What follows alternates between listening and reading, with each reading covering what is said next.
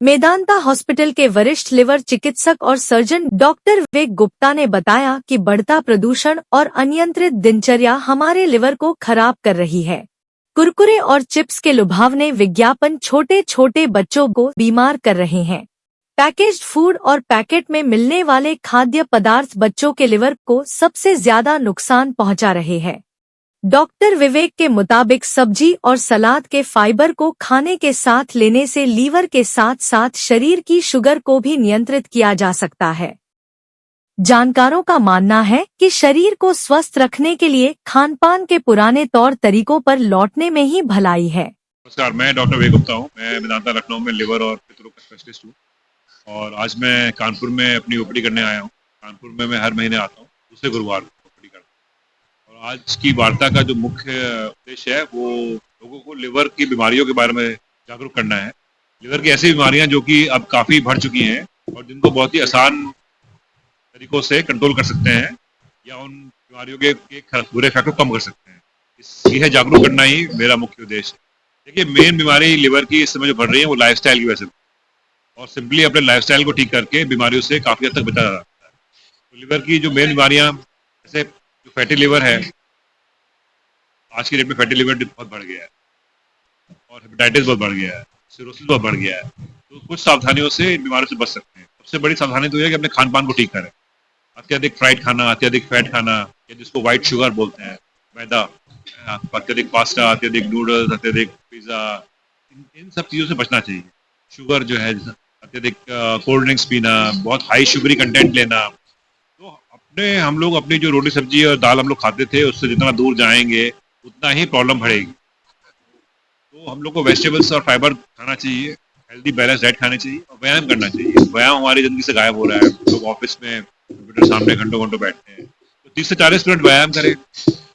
और जो नशे वाली चीज़ें हैं, शराब है, गुटखा है, तम्बाकू है, इनसे पूर्णतः बचें, क्योंकि शराब का सेवन, नियमित सेवन लिवर को खराब कर देता है। हम लोग काफ़ी एडवांस केस देखते हैं, शराब पीने से लिवर खराब होता है। जब लिवर खराब हो जाता है तो पेशेंट की बहुत ही दयनीय हालत हो जाती है।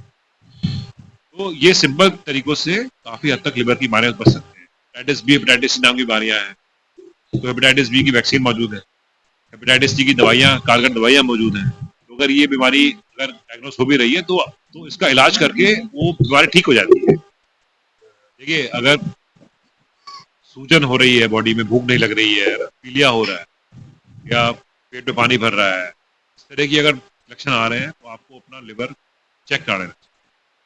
उसमें लिवर बहुत ही सिंपल तरीके से लिवर फंक्शन टेस्ट के द्वारा, टोटल बिलिरुबिन के द्वारा या फिर अल्ट्रासाउंड के द्वारा लिवर को चेक कर सकते हैं कि लिवर की हेल्थ ठीक है कि नहीं है। इसको आप एनुअल फिजिकल एग्जामिनेशन जो बोलते हैं, हर साल या 2 साल में एक अपना एटलीस्ट 40 ईयर्स के बाद एक एनुअल एग्जाम करा लें। उसको मालूम पड़ जाएगा कि आपकी लिवर की हेल्थ ठीक है कि नहीं है। और अगर कुछ बीमारी निकल के आती है, जैसे फैटी लिवर निकल के आता है, शुगर निकल के आता है, कोलेस्ट्रॉल निकल के आता है, या फिर अल्कोहल का सेवन हो रहा है, या फिर कुछ इन्फेक्शन लग गया है, तो ये अगर पकड़ में आ जाएगा तो इसको हम ट्रीटमेंट करके इसको ठीक कर देंगे। देखिए, टिप यही है, खान पान ठीक करना। सबसे बड़ी टिप यही है, आप खान पान ठीक कर लीजिए। घर का सिंपल खाना खाइए, वेजिटेबल्स खाइए, फ्राइड चीजें, बहुत शुगरी चीजें, हाई कोलेस्ट्रॉल चीजें मत लीजिए, शराब का सेवन मत कीजिए। अगर ये सिंपल चीज करेंगे तो आधे से ज्यादा लिवर की बीमारी तो ऐसी भाग जाएगी। देखिए, बच्चों के लिए पैकेज फूड बहुत घातक है, और जैसे कि आपने कुछ सही कहा कि पहले के जमाने में ऐसा होता नहीं था। पहले के जमाने में बच्चों में फैटी लिवर भी नहीं होता। आज की डेट में बच्चों में भी फैटी लिवर जो है वो डायग्नोज हो रहा है। तो ये चीज़ अच्छी नहीं है, और जितना हो सके हम लोग घर का खाना खाएं, वेजिटेबल्स का प्रयोग करें, दालों का प्रयोग करें। काफ़ी दालें हम लोग के कंट्री में मिलती हैं, मिलेट्स मिलते हैं। तो दालें, सब्जियां, फाइबर जितना ज़्यादा हो सके इसका प्रयोग करें। गेहूँ की रोटी, मल्टीग्रेन रोटी ये खाएं, दही मट्ठा पिए। तो जो मैदा है, जो मैदे से निर्मित चीज़ें हैं, जो शुगर है, वो उतना मैदा और उतनी कैलोरीज जो है लिवर उसको टॉलरेट नहीं कर सकता। तो एक्सेस कैलोरीज, एक्सेस फैट को लिवर एक तरह से वो फैट करके चर्बी बना के उसको अपने अंदर ही जमा कर लेगा और लिवर खुद ही बीमार हो जाएगा। तो ये सावधानी को बरतना बहुत जरूरी है। कहीं ना कहीं गवर्नमेंट में भी इसमें नियंत्रण लगाने की बहुत जरूरत है। देखिए, मल्टीग्रेन चोकोस जैसे बोलते हैं, मल्टीग्रेन तो आपस में ठीक, अपने में ठीक है, पर अगर आप उसमें फुल फैट मिल्क डाल देंगे और उसमें खूब सारी शुगर भर देंगे तो जो उसका जो इफेक्ट है वो न्यूट्रलाइज हो जाए। देखिए, एक चीज होती है ग्लाइसेमिक इंडेक्स। ग्लाइसेमिक इंडेक्स मतलब कि एक खाना जो है वो खाना खाने के बाद शुगर के कितना तेजी से स्पाइक कर रहा है। तो ये जो जितना प्रोसेस फूड होगा, ठीक है, जितना जैसे प्योर शुगर है वो तो एकदम से बढ़ाएगी। अब जैसे मैदा है वो बढ़ाएगा बहुत तेजी से, और जैसे ये पास्ताज हैं और ये पिज्जाज हैं ये बहुत तेजी से बढ़ा है। जितना इसमें फाइबर ऐड होता चला जाएगा उतना स्पाइक धीरे होती है। तो इसीलिए आप अगर मल्टीग्रेन फाइबर, अगर आप मल्टीग्रेन फाइबर नहीं भी अफोर्ड कर पा रहे, नहीं खरीद पा रहे हैं, तो आप सिंपल गेहूं के आटे के बाद आप एक फाइबर का आहार सैलेड जिसमें ब्रोकली हो या गाजर हो, मूली हो, खीरा हो, तो आप फाइबर या तो आप इसबगोल खा सकते हैं जिसमें फाइबर की मात्रा हो।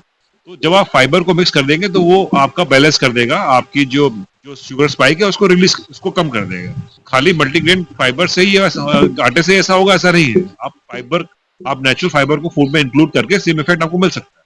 देखिए, मैं ये नहीं बोल रहा हूँ कि फायदा नहीं है, फाइबर तो फायदेमंद है। मैं ये कह रहा हूँ कि फाइबर को खाने में लाने के लिए आपको फाइबर को दुकान से खरीदने की जरूरत नहीं है। मैं सिर्फ ये कह रहा हूँ, फाइबर नेचुरली अवेलेबल है ना। राइस की हद से एक नेचुरल फाइबर है, जो सैलेड है वो नेचुरल फाइबर्स है।